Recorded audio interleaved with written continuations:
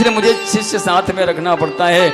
ये हाथ पैर की रेखाएं देख देता है और मैं उसका फलित बता देता हूँ, गणित बता देता हूँ। अब सेवक बेचारे क्या कहते, क्योंकि मैया ने बुलाया है।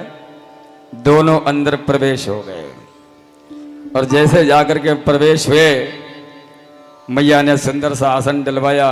भोले बाबा काकभूषणी जी बैठ गए।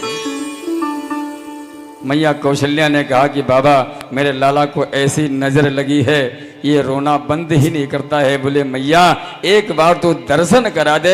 अरे अब रो रहा है, इसका जीवन भर का भी रोना ही बंद कर दूंगा मैं। और जैसे माता जी अपने पल्ले से भगवान का मुख ढक रखा था, थोड़ा सा पल्ला हटाया, भगवान शिव ने देखा, नेत्र एक हुए तो राम जी, कहानी उल्टा हो गई। राम जी रोना बंद हो गए और भोले बाबा रोना प्रारंभ हो गए।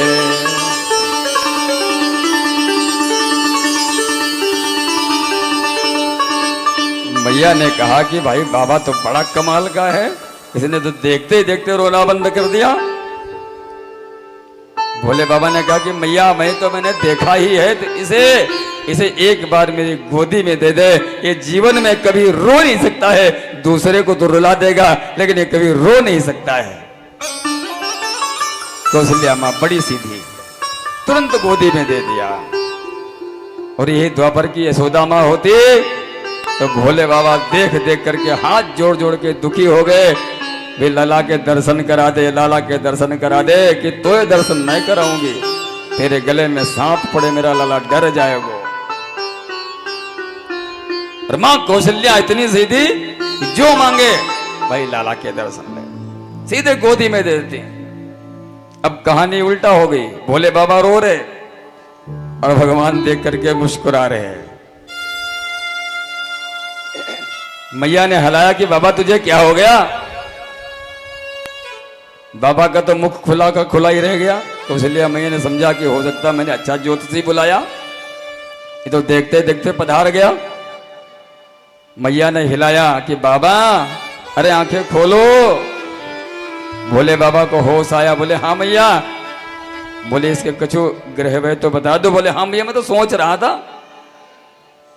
अब काकभूषणी जी भगवान के चरण पकड़ करके हस्त की रेखाएं देख रहे, पैरों की रेखाएं देख रहे और भोले बाबा को बता रहे और भोले बाबा उसका वर्णन करते जा रहे।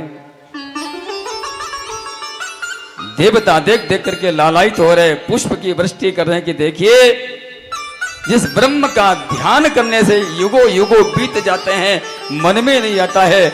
आज काकभूषणी जी महाराज चरणों को हाथ में लेकर के उनकी रेखाएं देख रहे हैं। भोले बाबा ने ग्रह बताए। अरे मैया तेरा लाला तो ऐसा है कि इसके युगों युगों तक पूजा होगी, गांव गांव में इसके मंदिर बनेंगे। अरे मैया तेरा लाला तो ऐसा है अनेक राक्षसों का ये वध करेगा। ये तो साक्षात, जितना बोला कि साक्षात भगवान ने धीरे से पैर मारा शिव जी के, महाराज सारी पोल अभी मत खोल देना।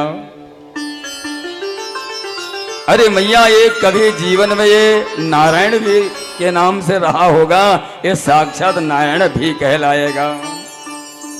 और मैया सब ठीक है, लेकिन एक बात सुन ले, जब ये 12-13 वर्ष का हो जाएगा तो एक बाबा लेने आएगा। मैया मना मत करना, इसे दे देना। कौशल्या माँ ने कहा ओ बाबा सुन ले, मैं अपने लाला को ना देने वाली, मैं अपने लाला को दूं। बाबा ने कहा मैया पूरी बात तो सुन ले। बोले हाँ पूरी बात बता। बोले ले करके तो अकेला लाला को जाएगा और जब उधर से लाएगा तो सुंदर सी बहुरिया साथ में लाएगा। हाँ तो ये बात कहो ना। कौशल्या मैया ने कहा हाँ ये बात कहो ना। अरे जब बहुरिया घर में आएंगे तो ये क्या मैं चारों को भेज दूंगी।